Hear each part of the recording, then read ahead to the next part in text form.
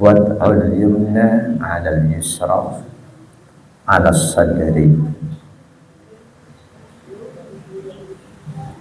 Di antara hal yang dapat membantu kekhusyuan dalam sholat adalah meletakkan tangan kanan di atas tangan kiri, lalu ditempatkan di dada.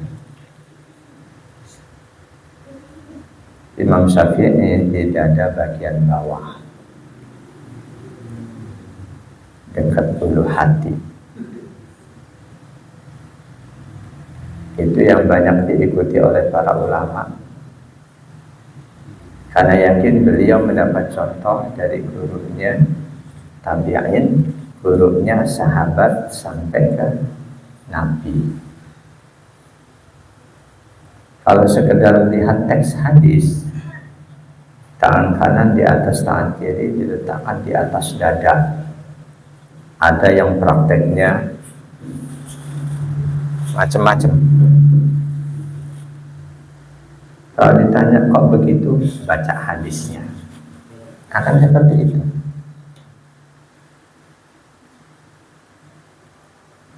Selama masih itu wilayah dada, letakkan di situ secara tekstual itu sebagai rujukan.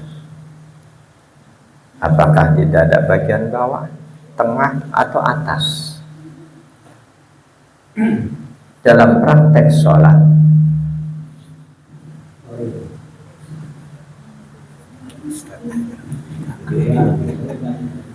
yang paling utama bukan adanya teks yang kita ikuti, melainkan contoh yang kita lihat. Karena Rasul pun menekankan, "Shallu kama ra'aitumuni usolli." Bukhari Muslim. Kalian sholatlah dengan praktek sebagaimana kalian lihat bagaimana aku mengerjakan sholat. Hadis itu beliau sampaikan kepada beberapa anak muda yang tinggal mesantren, bahasa sekarangnya kurang lebih 20 hari ngaji kepada Rasul. Anak-anak muda. Setelah kurang lebih 20 hari, mereka mulai kangen keluarga. Lantas oleh Rasul diizinkan pulang. Rasul perintahkan, jika datang waktu sholat, kalian salah satunya adzan. Lalu yang paling tua di antara kalian jadi imam. Dan Rasul tambahkan nasihat tadi, "Fashallu kama ra'aitumuni usolli." Kerjakan sholat sebagaimana selama kamu ada di sini, kamu saksikan bagaimana aku mempraktekkan sholat. Jadi penekanan praktek sholat, contoh sahabat melihat Rasul, tabi'in melihat sahabat, tabi'ut tabi'in melihat tabi'in, terus berantai. Kalau sekedar dikembalikan ke teks, selama masih di atas dada, mau bawah, mau tengah, mau atas, itu sesuai dengan teks hadis. Kalau bicara teks. Tapi kalau bicara contoh, nah ini yang saya yakin bahwa yang saya praktekkan, saya melihat contoh dari salah satu guru saya. Guru saya dari gurunya terus sampai kepada Rasul. Dalam hal gerakan biasanya guru yang lebih hati-hati itu guru tasawuf, guru akhlak dibanding guru syariat atau guru fikih. Kebanyakan guru fikih yang penting ada hadisnya ya sudah. Kebanyakan.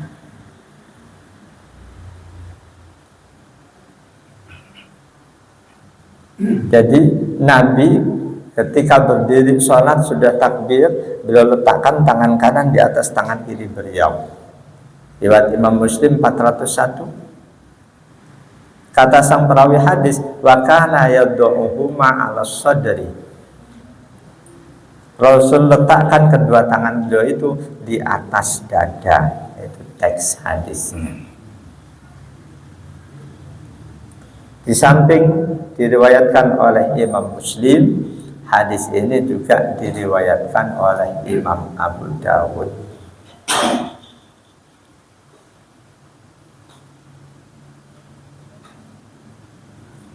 Ada hadis lain senada dengan ini, an Wa'il bin Hujr, dari sahabat Wa'il bin Hujr, annahu ra'an Nabiy sallallahu alaihi wasallam rafa'a yadayhi hatta dakhala fi shalah kabbara. Sahabat Wa'il bin Hujr pernah melihat Nabi sallallahu alaihi wasallam mengangkat kedua tangan beliau ketika beliau masuk dalam sholat, sambil kabbara, beliau bertakbir. Salah satu perawi hadis, Hammam, mensifati gerakan itu hingga lurus dengan kedua kuping. Allah. Summa wada'a yadahul yumna 'alal yusra. Lalu selanjutnya Rasul letakkan tangan kanan beliau di atas tangan kiri. Takbiratul ihram. Falamma arada ayyarka'a akhraja yadayhi minas sawbi summa rafa'ahuma. Ketika beliau mau rukuk, kembali beliau angkat kedua tangan seperti tadi.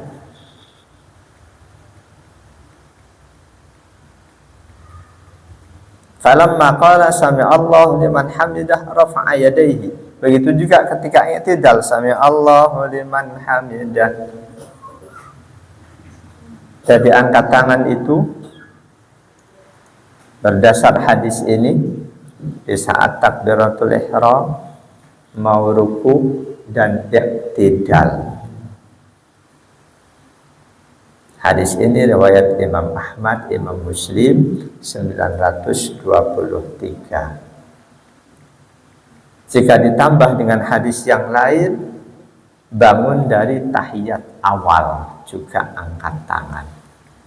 Itu sunnah, pandangan madhab Syafi'i. Angkat tangan itu ketika takbiratul ihram, mau ruku, i'tidal, dan juga bangun dari tahiyat awal.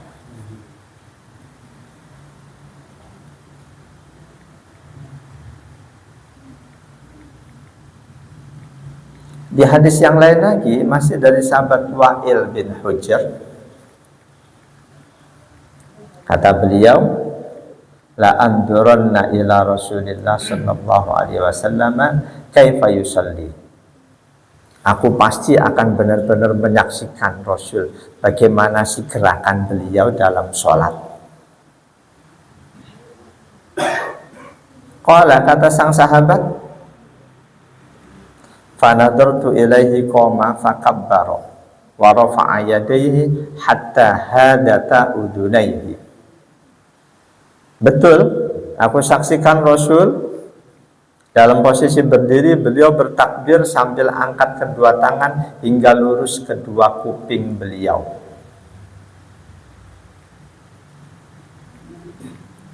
Lurus kuping.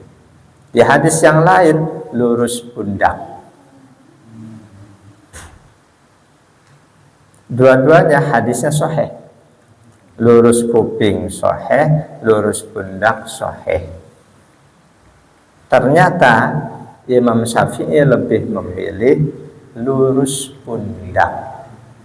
Lurus pundak. Tapi pandangan kedua di dalam madhab Syafi'i, lurus kuping.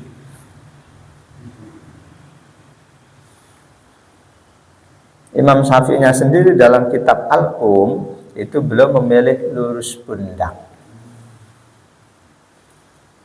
Di hadis ini sahabat Wa'il berkata, benar aku saksikan Rasul berdiri, beliau bertakbir, angkat kedua tangan beliau hingga lurus dengan kedua kuping beliau. Summa wada'a yadahul yumna ala dhuhri kaffihil yusra wa rusji. Lalu beliau letakkan tangan kanan di atas punggung telapak tangan kiri dan sedikit menyentuh pergelangan tangan kiri. Telapak tangan kanan di atas punggung tangan kiri dan sedikit memegang pergelangan tangan. Bukan begini atau begini. Ini hadis ini lebih detail. Hadis ini riwayat Imam Ahmad, Abu Daud, An-Nasai, dan yang lainnya. Status hadis ini sahih.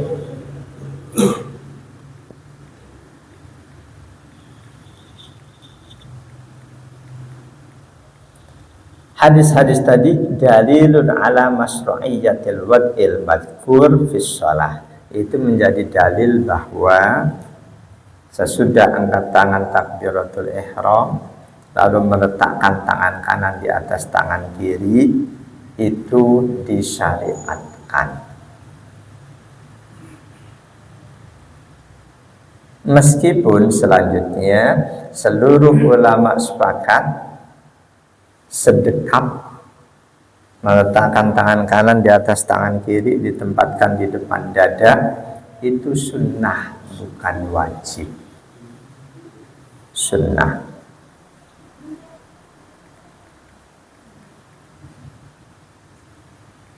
Meletakkannya di sebelah mana? Apakah di atas dada, dada tengah, atau dada bagian atas? Qala Nawawi fil Minhaj. Imam Nawawi beliau memberikan penjelasan dalam salah satu kitab beliau Al-Minhaj. Kata beliau, wa yaj'alu yadayhi tahta sadrihi.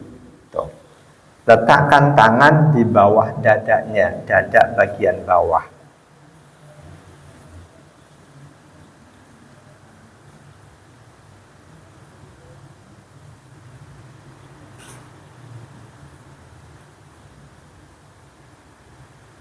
Kata beliau, di hadis yang diucapkan sahabat Wa'il dan lain-lain, Rasul meletakkan tangan ala sadri, di atas dada. Maksudnya itu tahta sadri, di bawah dada, bukan di atas dada. Jadi ala, tidak salah perawi hadis yang menggunakan kata ala sadrihi Wa'il bin Hujr. Rasul letakkan tangannya di atas dada ala. Tapi ala maknanya tidak selalu di atas. Karena itu ketika ada dua makna, apakah ala di sini artinya di atas atau di bawah? Hadis tadi, "Fasallu kama ra'aitumuni usolli," itu harus dijadikan rujukan utama. Saya yakin mereka yang ketika meletakkan tangan di atas begini itu cuma melihat teks hadis. Kalimat yang diucapkan sahabat, Rasul meletakkan tangannya ala sadrihi. Ala sadrihi, ala bisa makna di atas, bisa makna di bawah.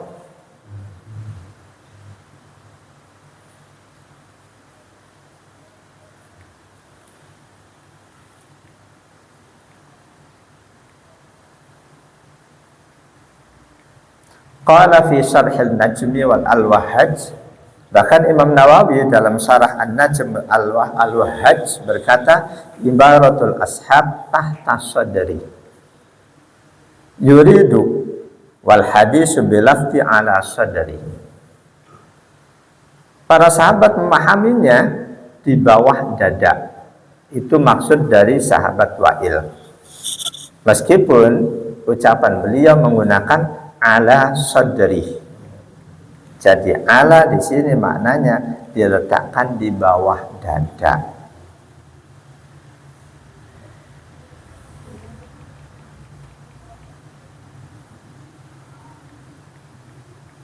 Jadi dalam hal gerakan sholat lebih ditekankan mencontoh gerakan Nabi. Gerakan seseorang ketika dibahasakan oleh orang lain, selanjutnya dari bahasa itu dipraktekkan, itu akan berbeda hasilnya.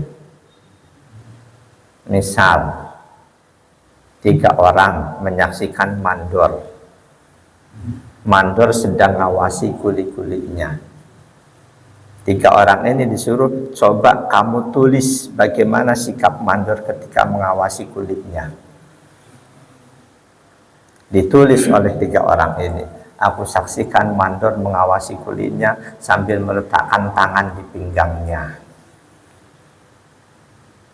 3-tiganya nulis seperti itu. Lalu orang lain yang tidak melihat si mandor membaca penjelasan itu, coba baca nih.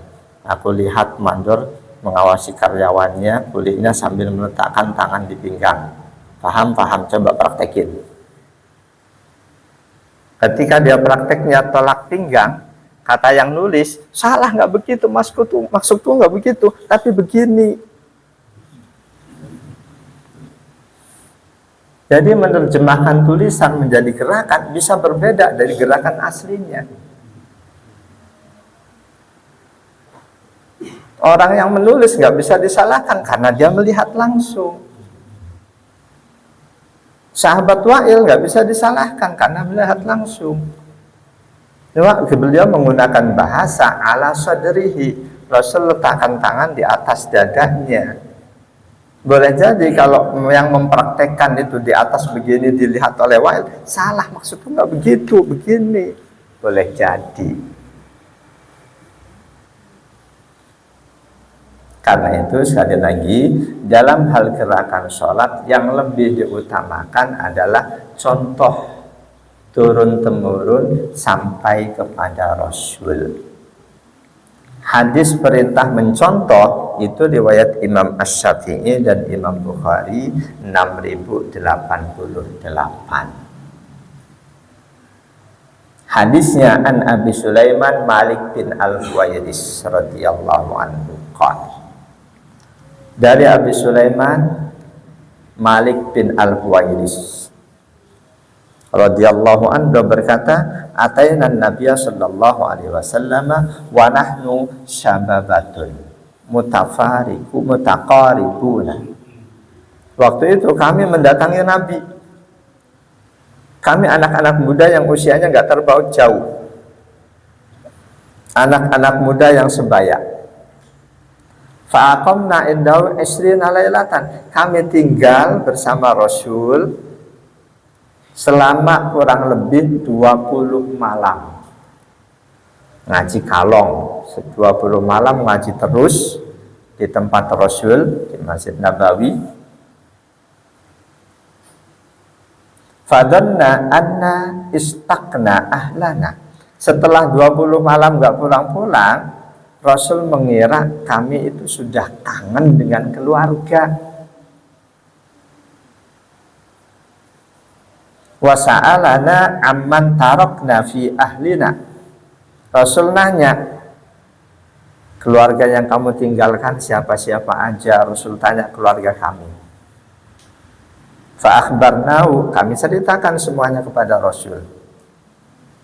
Wa kana rafiqan rahiman. Dan Rasul itu, kata sahabat Abu Sulaiman, orang yang sangat lembut hatinya, yang sangat penyayang. Faqala, akhirnya Rasul pun bersabda, irji'u ila ahlikum. Kalau gitu, kalian besok pulanglah ke keluarga kalian. Pulanglah ke keluarga kalian, fa'allimuhum. Ajari keluarga mereka keluarga kalian ilmu yang sudah kalian dapatkan dariku. Ajarkan pada mereka. Wamuruhum. Perintahkan mereka keluarga kalian mengerjakan perintah-perintah agama. Wasallu, kalian semua kerjakan sholat kama ra'aitumuni usolli, sebagaimana selama 20 hari kamu menyaksikan aku mengerjakan sholat. Kerjakan seperti itu. Wa idza hadaratis shalah, ketika datang waktu salat, falyu'adzin lakum ahadukum. Salah satu dari kalian adzan. Summal ya ummakum akbarukum. Lalu di antara kalian yang paling tua yang jadi imam. Ini hadis dari Imam Syafi'i dan Imam Bukhari 6088. Di hadis ini yang suruh jadi imam siapa? Yang paling tua. Karena Rasul bicara di hadapan santri-santri, semuanya udah punya, sama-sama punya ilmu. Jadi ketika 5 orang sama-sama punya ilmu, yang berhak jadi imam yang paling tua. Ketika 5 orang, yang 4 orang umur 70, yang 1 umur 20, tapi yang 20 ini yang punya ilmu, yang 20 ini yang berhak jadi imam. Ketika 5 itu sama-sama punya ilmu, sama-sama nyantri, yang paling tua yang berhak jadi imam. Jamaah dan Allah ayatul ajma'in.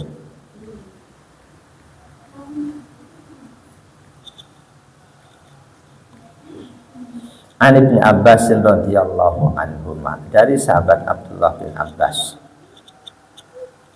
anna Rasulullah sallallahu alaihi wasallam qala, sesungguhnya Rasulullah sallallahu alaihi wasallam bersabda, inna ma'asyiral anbiya, kami, keseluruhan kami para nabi, umirna an nu'akhkhira sahurina, keseluruhan kami para nabi diperintahkan untuk menunda sahur, mengakhirkan sahur, wa nu'ajjila iftarana, diperintahkan untuk menyegerakan berbuka, wa annamsaka bi aimanina ala shimailina fis shalah, dan diperintahkan untuk tangan kanan memegang tangan kiri di dalam sholat.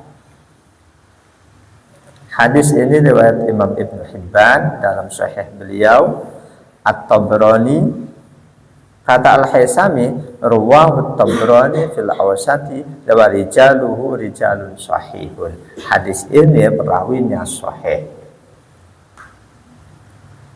Dari hadis ini kita tahu bahwa menyegerakan buka, mengakhirkan sahur, memegang tangan kanan di atas tangan kiri, itu perintah enggak cuma untuk Rasulullah, melainkan untuk seluruh nabi dan rasul.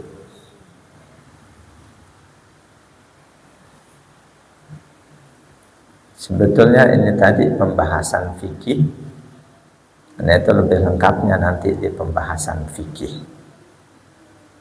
Kenapa sih dalam sholat kok tangan kanan diletakkan di atas tangan kiri? Walaupun sekali lagi seluruh ulama sepakat sedekap itu sunnah, bukan wajib.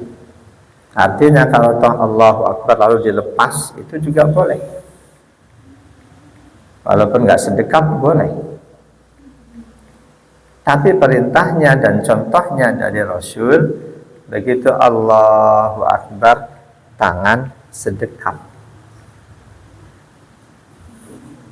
Kenapa seperti itu? Wasu'ilal Imamu Ahmad rahimahullahu ta'ala anil muradi biwad'il yadaini ihdahuma 'alal ukhra. Pernah ditanya Imam Ahmad bin Hanbal rahimahullah tentang maksud meletakkan tangan kanan di atas tangan kiri ketika berdiri dalam sholat. Kata beliau, huwa dhillun baina yadayil aziz, itu adalah sikap terbaik, sikap merendahkan diri di hadapan Allah yang maha perkasa.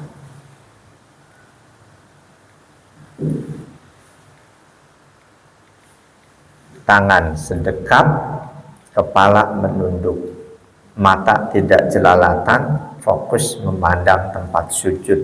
Itu sikap terbaik di hadapan Allah Al-Aziz, Allah yang maha perkasa. Sudah tentu sikap seperti itu dapat membantu terciptanya kekhusyuan. Daripada tangan dilepas, apalagi dilepas goyang-goyang.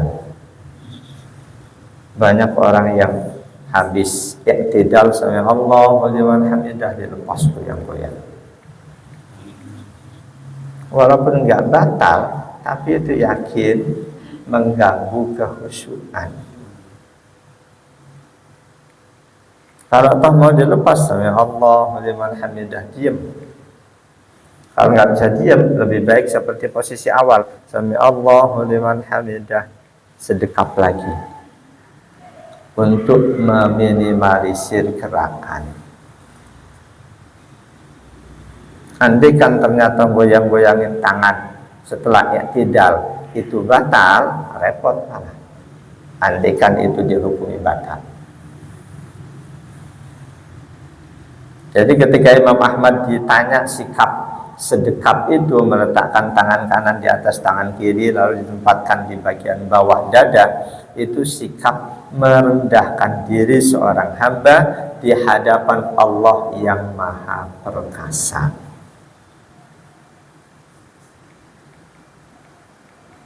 Pertanyaan lain diajukan kepada Imam Ibnu Hajar, ada di Fathul Bari juz 2 halaman 224. Imam Ibnu Hajar qala ulama menukil pandangan para ulama, al hikmatu fi hadhil hayati, hikmah posisi seperti itu, berdiri dalam sholat, tangan kanan di atas tangan kiri, diletakkan di dada bagian bawah. Hikmahnya pertama, sifatus sa'ilid dalil, itu sifat seseorang yang merasa hina ketika dia sedang meminta kepada yang sangat mulia sambil nunduk. Kalau minta angkat tangan ini termasuk kasar ini.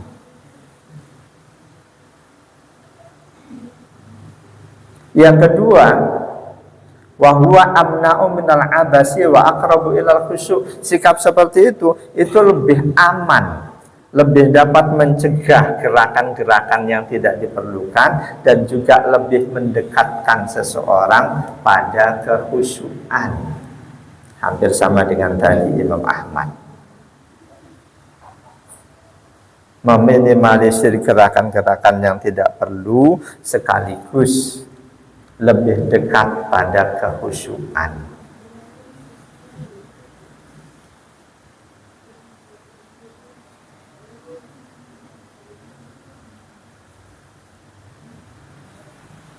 Jemaah dan Allah wa iyyakum ajma'in.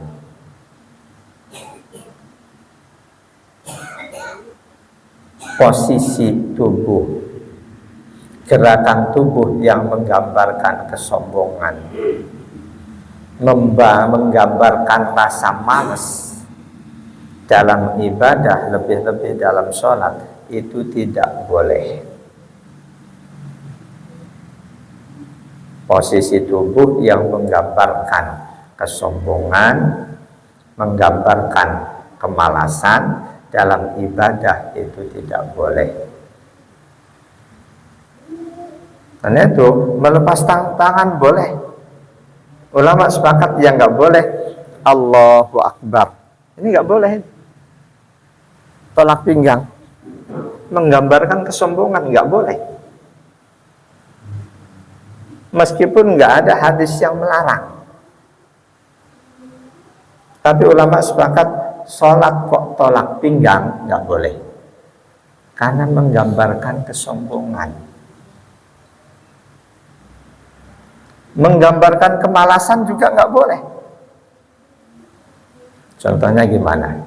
Gerakan sholat menggambarkan orang yang malas, boleh jadi Allahu Akbar.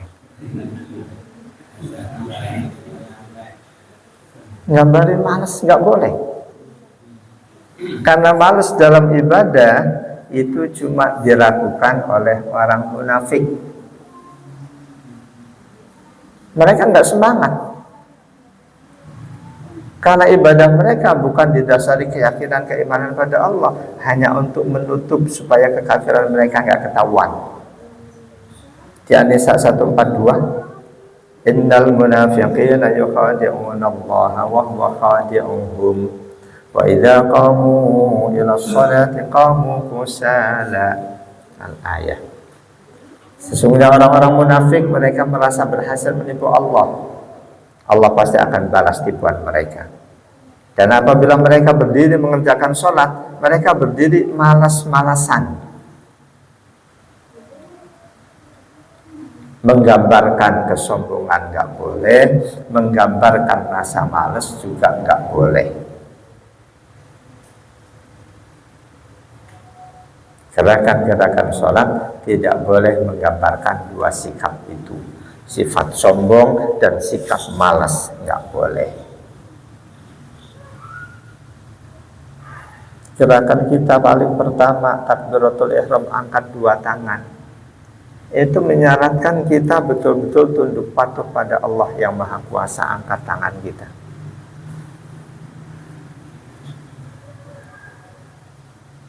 Kalau ada orang yang benar-benar sombong, akhirnya sholat dia selalu tolak pinggang, itu nggak sah sholatnya, justru diberkahi oleh Allah.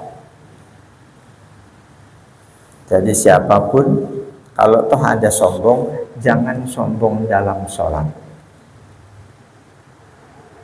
Seburuk-buruk sombong, sombong ketika dia sedang menghadap Allah. Sholat, melihat wah sajadahnya jelek, aku nggak mau, aku orang kaya, harus sajadah yang harganya per meter 5 juta. Itu sholatnya nggak akan diterima.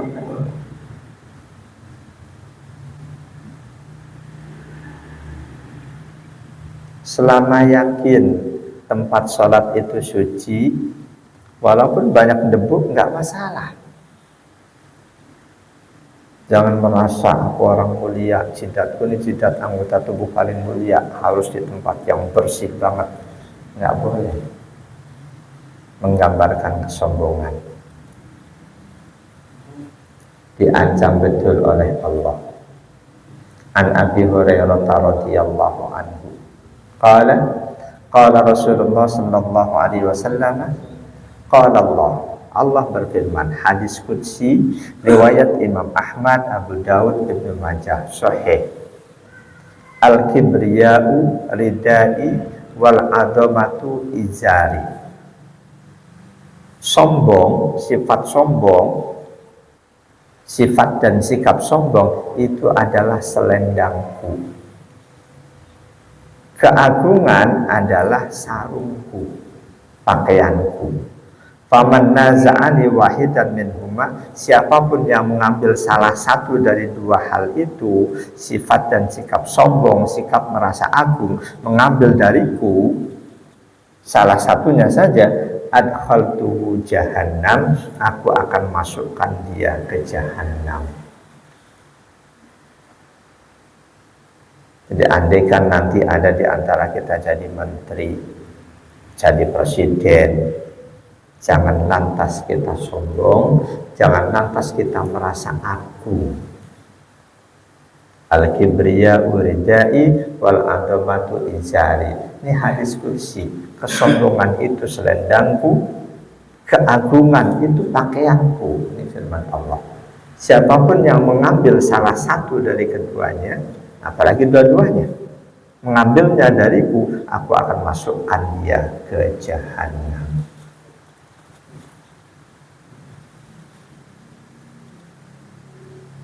Jadi perintah dan contoh dalam sholat meletakkan tangan kanan di atas tangan kiri, tepatnya telapak tangan kanan di atas punggung telapak tangan kiri, lalu ditempatkan di dada bagian bawah, itu untuk lebih memudahkan seseorang mendapatkan kekhusyuan dalam sholatnya.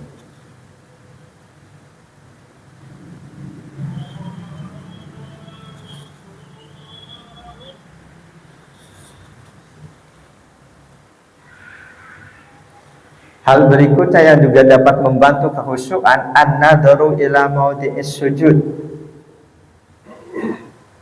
Memandang tempat sujud dalam sholat. Memandang tempat sujud. Lima warada an Aisyah radhiyallahu anha. Didasarkan hadis warid dari Siti Aisyah radhiyallahu anha, karena Rasulullah sallallahu alaihi wasallam idza shalla taqta'a ra'sahu wa rama bi basarihi nahwal ardi. Persaksian Siti Aisyah adalah Rasulullah Shallallahu Alaihi Wasallam bila beliau sholat to'a roksahu, beliau akan menundukkan kepala, bukan dangak atau lurus, akan menundukkan kepala. Waroma bibasorihi nahwal ardi, beliau lepaskan pandangan ke arah bumi, ke arah tempat sujudnya. Hadis riwayat Imam Al-Hakim, kata beliau hadis ini sahih sesuai syarat Bukhari Muslim. Sunnahnya sholat melek dengan memandang tempat sujud, sunnahnya. Walamma dakhalal Ka'bata, ketika Rasul sholat di dalam Ka'bah, masuk di dalam Ka'bah, ma khalafa basaru maudi'a sujudihi, beliau tidak pernah mengalihkan pandangan matanya dari tempat sujudnya. Sholat di dalam Ka'bah tetap memandangnya tempat sujud. Hatta kharaja anha, hingga Rasul keluar kembali dari Ka'bah. Masih riwayat Imam Al-Hakim.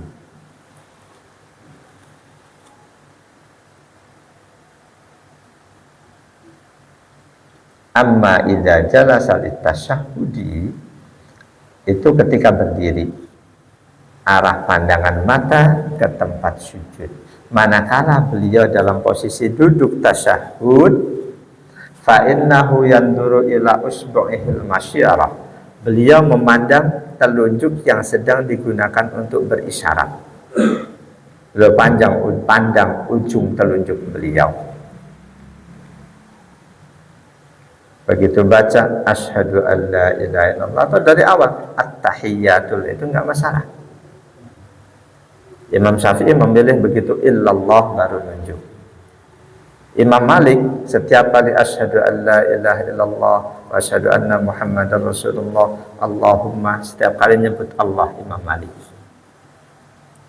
Yang lain Imam Hanafi dan Imam Ahmad bin Hanbal semenjak awal at-tahiyyatul mubarakatus sholawatut thayyibatu lillah sampai akhir.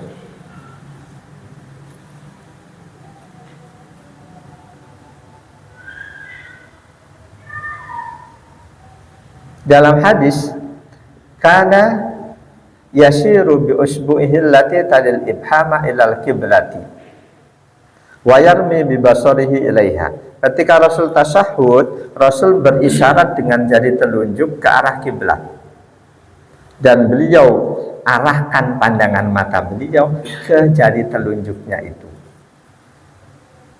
Jadi dalam sholat, pandangan mata ke tempat sujud, ketika tasyahud ke ujung telunjuk, itu sunnahnya.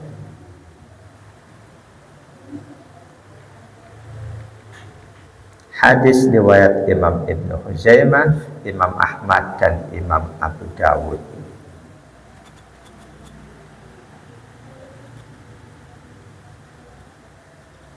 Jamaah dan Allah iyyakum ajmain. Memandang tempat sujud, memandang ujung telunjuk, berarti sholatnya melek. Berarti sholatnya melek. Faktanya banyak orang yang sholatnya sambil memejamkan mata. Memang nggak ada hadis kalau kamu sholat meleklah, nggak ada. Tapi dengan hadis-hadis Rasul memandang, berarti kan melek Rasul. Memandang tempat sujud, memandang telunjuk, berarti Rasul melek.